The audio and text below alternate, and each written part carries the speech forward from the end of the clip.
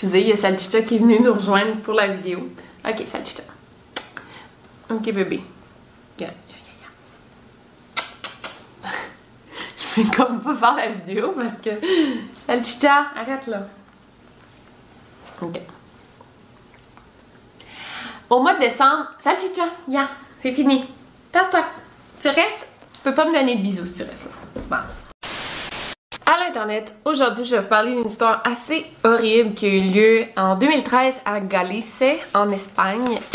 Étrangement, j'avais jamais entendu parler de cette histoire avant de faire mes recherches, mais c'est une histoire très connue en Espagne et assez tragique. C'est incroyable que j'en ai pas entendu parler avant.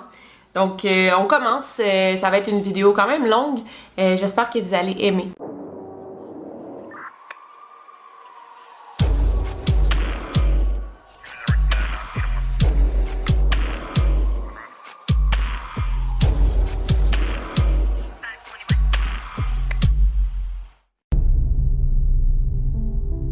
Alors l'histoire commence avec une jeune famille qui a l'air presque parfaite honnêtement. On a Alfredo Basterra Camporo, un journaliste de 51 ans. Il travaille en freelance et s'intéresse beaucoup au tourisme, donc la plupart de ses articles portent sur ce sujet. Il est marié à une femme de 46 ans nommée Rosario Porto, qui est une avocate en Espagne. Elle est assez haut placée, je veux dire, elle est comme dans l'élite espagnole parce que son père était avocat pour l'ambassade française en Espagne.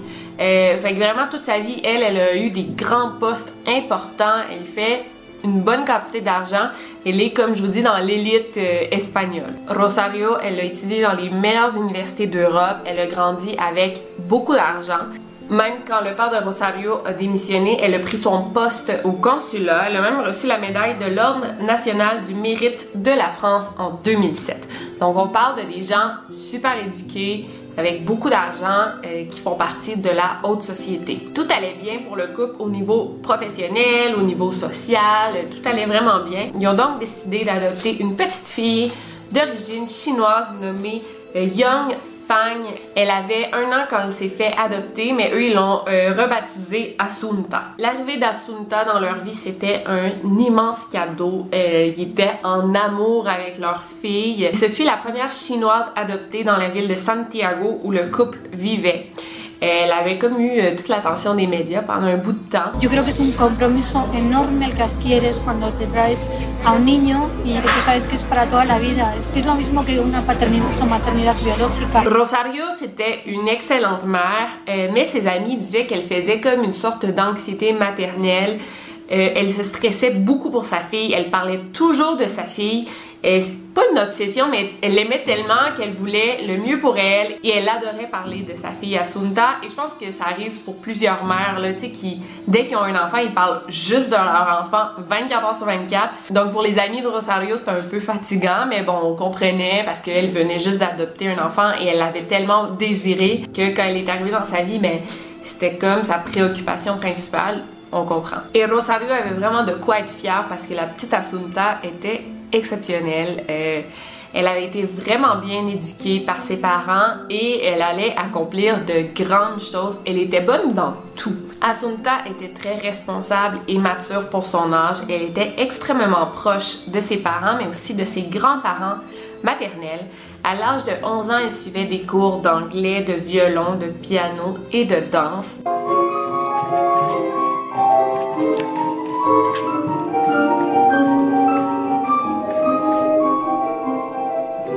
Donc ses parents voulaient vraiment qu'elle excelle dans toutes les sphères de sa vie. En plus de ça, Assunta était l'une des premières de classe. Ses parents étaient en admiration devant elle et Assunta adorait ses parents. Il y avait vraiment une belle relation, là, les trois ensemble, une relation très très proche. Jusqu'en décembre 2011 où tout a changé. Au mois de décembre, la mère de Rosario est décédée, ce qui fut un choc énorme pour Rosario parce qu'elle était très très proche de sa mère. Mais sa vie s'est encore plus effondrée quand 7 mois plus tard, son père est décédé lui aussi. Fait que la vie de Rosario Porto a complètement basculé. Rosario est entrée dans une dépression profonde suite au décès de ses deux parents et le couple a commencé à en souffrir aussi. Rosario et Alfonso se disputaient à chaque jour, c'était plus vivable pour personne. Chaque jour, il y avait quelque chose qui allait pas et c'était pas la première fois que Rosario faisait des dépressions. Elle en avait déjà fait avant, mais cette fois-ci, c'était vraiment plus intense, plus profond. Le couple a donc décidé de se séparer. Ils n'étaient pas divorcés officiellement, mais ils ont quand même déménagé. En fait, Alfonso s'est loué un appartement qui était près de la maison où Assunta allait vivre avec sa mère. En fait, c'était la maison de la famille. Lui, il s'est loué un petit appartement à quelques mètres de là. Et c'est Rosario qui a obtenu la garde d'Assunta, mais elle pouvait aller voir son père assez souvent parce qu'elle était très proche. Donc c'était parfait pour la jeune fille. Évidemment, tous ces changements ont vraiment affecté la pauvre Assunta qui en un an elle a perdu ses deux grands-parents, mais elle a aussi vécu la séparation de ses parents. C'est des gros changements très bouleversants pour une jeune fille de 11 ans. Par exemple, à l'école, on lui demandait d'écrire un texte et elle a écrit un texte extrêmement macabre pour une fillette de 11 ans. Elle a écrit son texte en anglais et en castillan. C'était vraiment un mélange. J'ai pas le texte, mais j'ai lu que c'est à propos d'une famille très heureuse, donc la mère, le père et leur fils. Et tout va bien pour la famille et une journée, ils vont dans un parc et ils font la rencontre d'un homme mauvais qui tue les deux parents. Donc le petit garçon se retrouve orphelin et c'est vraiment macabre justement pour une fille de 11 ans, mais c'est assez révélateur de ce qui va avoir lieu un petit peu plus tard. Le 21 septembre 2012, la jeune Assunta de 12 ans sort de chez elle sans dire à ses parents où elle allait, donc elle quitte la maison. Il est environ 19h. C'est bizarre parce que c'est la première fois qu'Assunta quittait la maison sans dire à ses parents où elle allait, mais bon. Quand à 22h30, elle n'est toujours pas rentrée, ses parents, morts d'inquiétude, se présentent au commissariat de police pour reporter la disparition de leur fille. Donc j'imagine que toute la nuit, ils attendaient impatiemment que leur fille revienne. Le 22 décembre, à 1h39, il y a un couple qui marchait dans le parc de Santiago quand ils ont fait une macabre découverte. Ils ont découvert le corps d'une fillette qui présentait des signes de violence. Et, comme vous en doutez, c'était le corps de la petite Assunta Basterra.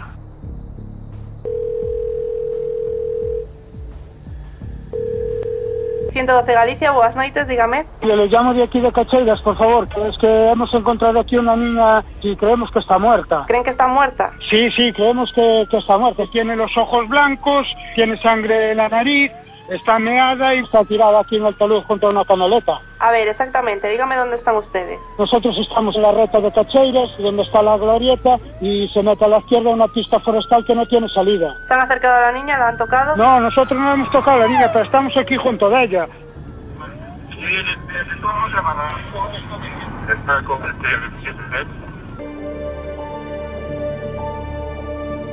Donc, Rosario Porto, la mère d'Assunta, se fait interroger par la police. Et par rapport à son témoignage, la police se rend compte qu'il y a plusieurs choses qu'elle dit qui n'ont pas vraiment de sens, il y a des contradictions, il y a des trucs qui sont clairement des mensonges, donc c'est louche. On commence à penser que Rosario pourrait être impliquée dans le meurtre de sa propre fille. Par exemple, des choses qui n'ont pas de sens, près du corps d'Assunta, on a retrouvé des cordes. Eh bien, les mêmes cordes ont été retrouvées dans une autre résidence de Rosario, qui est située à 3 km du parc de Santiago. Donc, on a retrouvé comme une corde, je sais pas, d'une couleur spéciale, mais la même corde, on l'a retrouvée dans la maison de Rosario. Rosario, elle, reconnaît être allée à sa résidence près du parc de Santiago. Elle dit oui, je suis allée avec Assunta, j'ai laissé Assunta à la maison et je suis retournée comme à mon autre maison pour aller chercher des maillots de bain parce que le dimanche suivant, ils allaient tous aller à la plage. J'imagine que c'est comme une maison de vacances là, où elle a laissé sa fille Assunta, elle est allée chercher les maillots et elle est retournée. Donc elle reconnaît être allée à cette maison-là. Mais bon, par rapport aux heures où Rosario dit avoir été séparée de sa fille, ben ça concordait pas vraiment, ça matchait pas. Là. Et aussi le plus bizarre dans le témoignage de Rosario, c'est que quand elle a reporté la disparition de sa fille, elle a dit « Oui, puis aussi en juillet, il y a quelqu'un qui est entré par effraction dans ma maison pendant qu'Assunta et moi, on dormait. » Elle dit qu'à 2h30 du matin, elle s'est fait réveiller par les cris de sa fille. Elle est allée genre en courant dans la chambre de sa fille et c'est là qu'elle a vu un homme de 1,60 m très costaud qui essayaient de s'enfuir par le corridor de leur maison. C'est vraiment effrayant. Moi, j'imagine même pas qu'est-ce que je ferais si ça m'arrivait, mais genre, elle n'a jamais reporté cet incident à la police. Tu sais, tu vois quelqu'un dans ta maison qui entre par infraction, qui fait peur à ta fille, puis jamais tu reportes cet incident à la police, on comprend pas. Tous ces éléments font qu'on a des doutes sur l'innocence de Rosario Porto et on décide de la garder en prison davantage pour faire plus d'interrogations. Mais toute la famille de Rosario dit « Mais voyons, pourquoi vous arrêtez cette femme-là? Elle aime tellement sa fille, jamais elle ne lui ferait du mal. » Durant l'autopsie de la petite Assunta, on a découvert qu'elle a été droguée avec une forte dose de médicament qui est du diazépam. C'est un sédatif. On l'a aussi ligotée et elle est morte par asphyxie. On lui a bouché les voies respiratoires. Et aussi une drôle de coïncidence. On a retrouvé du diazépam dans le corps de Assunta, mais qui d'autre prenait du diazépam? Rosario, sa mère. Comme vous pouvez voir, il y a beaucoup de preuves incriminantes contre Rosario, mais la preuve la plus parlante, c'est les enregistrements de caméras de surveillance. En fait, le samedi soir, vers 20h, on voit Rosario qui monte dans la voiture avec sa fille Assunta. Donc ça, on le voit sur la caméra, il y a Assunta et Rosario ensemble qui montent dans une voiture, mais selon le témoignage de Rosario, je sais pas si vous vous rappelez, mais elle dit « Ouais, ma fille a quitté la maison à 19h et on l'a plus jamais revue. » Genre, pourquoi mentir? Tu sais très bien qu'à 20h, t'étais avec ta fille. Pourquoi tu racontes une histoire qu'à 19h, c'est ta fille qui a quitté la maison?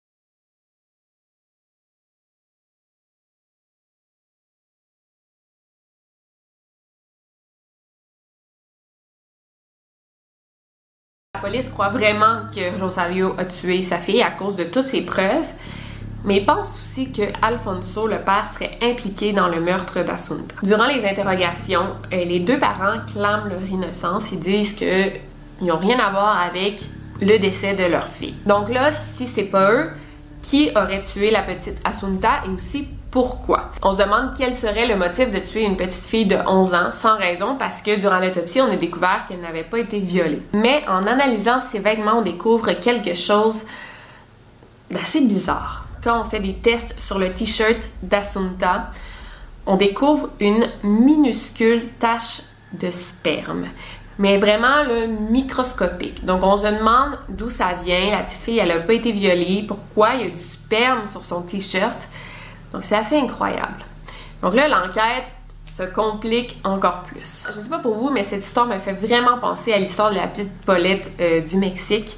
Parce que, comme dans l'histoire de Paulette, en ce moment, les deux parents disent qu'ils sont innocents, mais ils rejettent la faute sur l'autre. Donc la mère dit qu'elle pense que le coupable serait Alfonso, et Alfonso, lui, il croit que c'est Rosario. D'ailleurs, dans le témoignage, Alfonso, il dit qu'il a déjà vu son ex-femme en train de droguer la petite Assunta.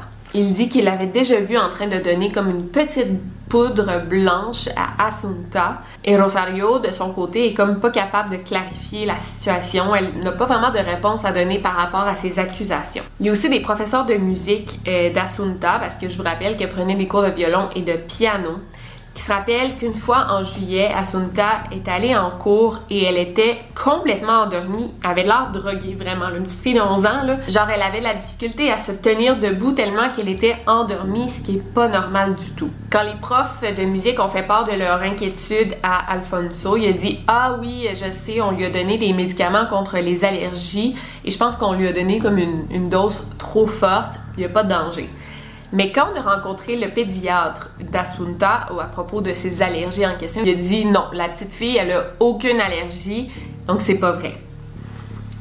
Pourquoi mentir? Donc là, on se demande c'est qui des deux parents qui est coupable du meurtre d'Assunta, mais aussi quel serait le motif pour tuer leur fille adorée, là, la prunelle de leurs yeux. Et là, je sais que toute cette histoire-là, c'est un peu mélangé de la façon que je le raconte, mais même pour moi, c'était difficile de faire les recherches parce qu'il y a tellement eu de rebondissements que c'est difficile de comme faire une ligne du temps. Mais bon, en 2015, 2 ans après la mort d'Assunta, le procès commence. Ça a été un procès assez incroyable, rempli de comme suspense et révélations choc. Et durant le procès, on a vraiment peint un nouveau portrait d'Alfonso Basterra et Rosario Porto. C'était pas la petite famille parfaite comme on le croyait, loin de là. Rosario a décrit son mari, Alfonso, comme étant un homme apathique, imprévisible et bizarre. Ensemble, il y avait une relation qui était en chute libre bien avant la dépression de Rosario et leur séparation. Ça faisait comme plusieurs années que ça allait pas bien du tout. On a aussi appris que Rosario avait déjà trompé son mari et Alfonso l'avait su en fouillant dans le téléphone de sa femme. Et il avait été tellement fâché, il était devenu agressif. Donc ça, c'est quand même une révélation intéressante parce qu'il aurait pu tuer leur fille pour comme se venger de Rosario. Donc ça nous donne un motif pour le meurtre d'Assunta. Donc ça nous fait douter de l'innocence de Alfonso. Mais là, le psychiatre de Rosario, il a parlé.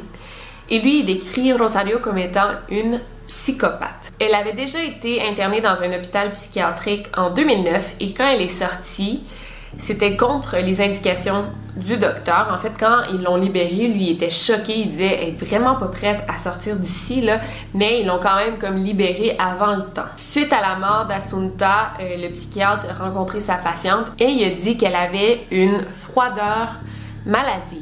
Et ça l'inquiétait beaucoup. Donc on se demande si Rosario serait pas responsable du meurtre de sa fille dû à sa maladie mentale. Aussi, les médias ont mis la main sur des photos d'Assunta qui sont très troublantes. Les experts peuvent juger que dans le regard d'Assunta sur les photos, elle est droguée. Les experts ils ont dit juste en voyant les photos, ils savent tout de suite qu'elle était droguée au moment de la photo. Regardez bien ça.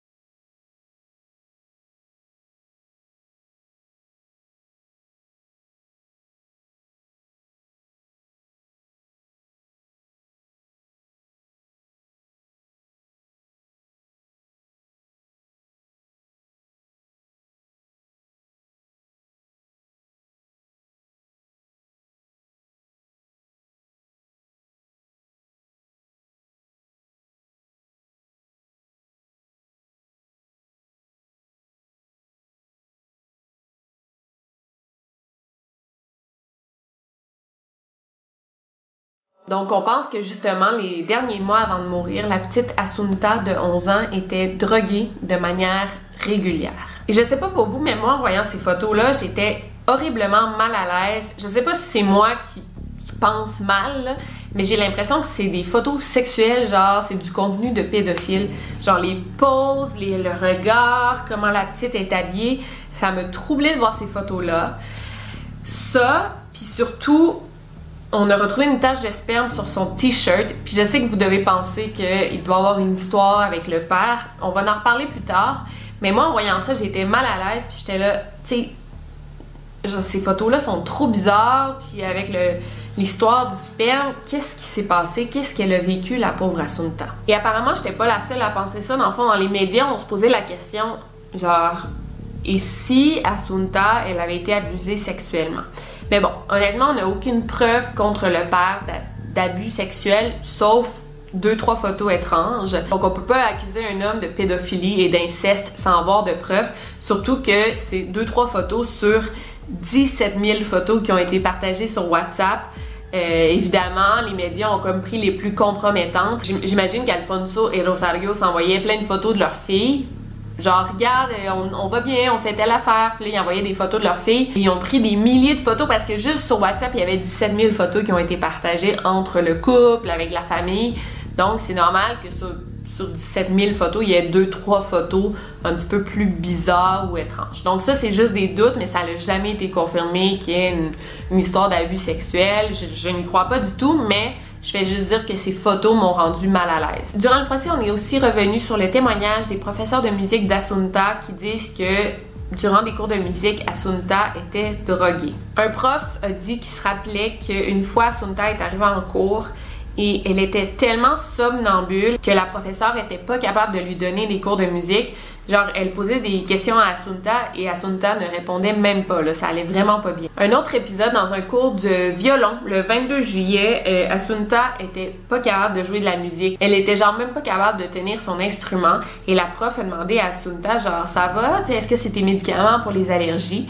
Et là, Assunta a dit, mais Assunta, elle a dit non, j'ai même pas d'allergie. Et là, ensuite, elle a dit, je sais pas ce que j'ai, on m'a donné de la poudre blanche qui goûtait très mauvais et j'ai dormi pendant 2 jours. Personne veut me dire la vérité. Et elle a dit ensuite que c'est sa mère qui lui avait donné cette poudre blanche. Aussi, durant l'autopsie, on a pu voir dans les cheveux d'Assunta qu'elle recevait du benzodiazépina lorazepam depuis plusieurs mois. C'est un médicament contre l'anxiété et l'insomnie. Donc, dans ses cheveux, on a pu voir, ça faisait combien de temps à peu près qu'elle prenait ce médicament. Et pendant plusieurs mois, on lui donnait ces médicaments contre l'anxiété et l'insomnie. Genre, une fille de 11 ans a vraiment pas besoin de prendre des médicaments contre l'insomnie, là. Ensuite, pour revenir à la question du sperme qui a été trouvé sur son t-shirt, on a découvert qu'il appartenait à un jeune homme de Madrid. À cause de l'ADN, on a pu comme identifier le propriétaire de l'ADN et justement, c'est un jeune homme de Madrid. C'est vraiment bizarre. On s'est mis à se poser des questions s'il pouvait avoir un lien avec le meurtre d'Assunta. Mais écoutez, c'est assez fou en fait. Il y a eu une contamination dans le laboratoire. On a comme utilisé des ciseaux pour couper justement une partie du t-shirt d'Assunta pour faire un test. Ces mêmes ciseaux avaient été utilisés pour couper un préservatif dans le but d'une affaire criminelle pour viol. Et bon, ce jeune homme de Madrid avait été accusé pour viol, donc il y avait comme du sperme dans le préservatif et les ciseaux étaient en contact avec le sperme, c'est microscopique là. Et en coupant le t-shirt, ben, il y a eu comme un transfert d'ADN, c'est vraiment fou, mais bon, au moins on est rassuré qu'Assunta, elle n'a pas été agressée sexuellement ou rien de ça. Donc, durant le procès, un spécialiste médical a dit qu'Assunta avait ingéré plus de 27 pilules d'Orfidal, qui est un médicament contre l'anxiété. C'est énorme, là. 27 pilules, tu donnes ça à quelqu'un dans le but de la tuer, là, c'est sûr. Donc, on croit que cette soirée-là, les 2 parents auraient donné cette quantité de médicaments à Assunta pour l'endormir et ensuite, ils lui auraient mis comme la main sur la bouche et le nez pour l'asphyxie pour qu'elle meure. Sur le corps d'Assunta, on n'a pas trouvé d'ADN des parents, mais ils ont pu utiliser des gants latex, là, ça n'excuse rien. On pense qu'ensuite, il aurait comme enveloppé le corps de la petite fille dans des draps et il serait allé comme la jeter dans la forêt, dans le parc, pour ensuite aller reporter sa disparition. Pourquoi on pense que c'est les 2 parents les responsables? Parce qu'aucun des deux a un alibi pour cette soirée-là. Et les 2 mentent depuis le début de cette histoire. Donc, c'est sûr qu'ils ont quelque chose à cacher. Aussi, Assunta pesait 41 kilos et Rosario pèse 50 kilos. Ça aurait été comme impossible pour elle de transporter le corps toute seule, la mettre dans la voiture. Donc, on pense qu'elle a sûrement eu de l'aide. Et aussi, j'ai pensé, tu sais, elle aurait pu comme la tirer, je sais pas, par les bras, là, comme ça, la traîner sur le sol. Mais il y avait comme aucune trace sur le sol qui prouverait que Rosario l'aurait comme traîné comme ça. Donc c'est sûr qu'elle a eu recours à l'aide de quelqu'un pour la transporter parce que c'est ça, elle fait 50 kilos là, c'est... Bon, peut-être que sous l'adrénaline, elle avait comme une force extrême. Selon la scène de crime, on pense vraiment qu'elle a reçu de l'aide. Donc après 3 jours de délibération, on a jugé que les 2 parents étaient responsables du meurtre de leur fille et ils passeraient les 18 prochaines années en prison. Par contre, les 2 parents continuent à clamer leur innocence. Donc, c'est une histoire, là, on ne sait pas vraiment comment ça finit parce qu'eux, ils disent qu'ils sont innocents, mais le jury a décidé qu'ils étaient coupables. C'est difficile de dire, moi, j'ai comme aucune idée. Tu sais, oui, il y a beaucoup de preuves contre les parents, les cordes, les mensonges, la drogue, les caméras de surveillance. Tu sais, il y a beaucoup de preuves incriminantes contre eux. Mais pourquoi ils auraient drogué leur fille pendant 3 mois pour ensuite la tuer? Tu sais, il n'y a comme pas de motif pour tuer leur fille. Moi, je pensais, oui, la dépression de Rosario aurait pu comme dérégler un peu son cerveau. Je sais pas comment dire ça, mais elle aurait eu des pensées criminelles, des pensées meurtrières. Pourquoi Alfonso l'aurait aidé? Donc, j'ai aucune idée de cette histoire-là. Je trouve ça vraiment bizarre. J'ai tendance à croire que les parents sont responsables, mais je suis pas capable d'être sûre à 100%, disons. En prison, Rosario a fait une tentative de suicide et après, quand elle a survécu, elle a dit non, je vais pas recommencer, je vais rester vivante pour trouver le coupable du meurtre de ma fille. Fait qu'elle, elle dit que c'est quelqu'un d'autre qui a tué sa fille. Elle dit que c'est l'homme qui est entré par effraction, qu'elle a jamais reporté à la police, mais tu sais, ça n'a pas de sens, tu sais, comment elle explique les autres mensonges. Il y a énormément de détails dans cette histoire que j'ai pas pu dire parce que c'est une histoire tellement compliquée, mais j'ai dit vraiment l'essentiel, je crois. Il y a tellement eu de rebondissements dans cette affaire depuis le début et il n'y a pas tellement d'informations sur internet, c'est difficile à trouver, fait que cette vidéo est un peu du n'importe quoi. J'espère que vous avez quand même compris l'essentiel de cette histoire. Si vous avez aimé, laissez-moi un gros thumbs up, n'hésitez pas à me dire dans les commentaires votre théorie et sinon on se revoit très bientôt pour une nouvelle vidéo. D'ici là, n'oubliez pas de barrer vos portes. Over and out.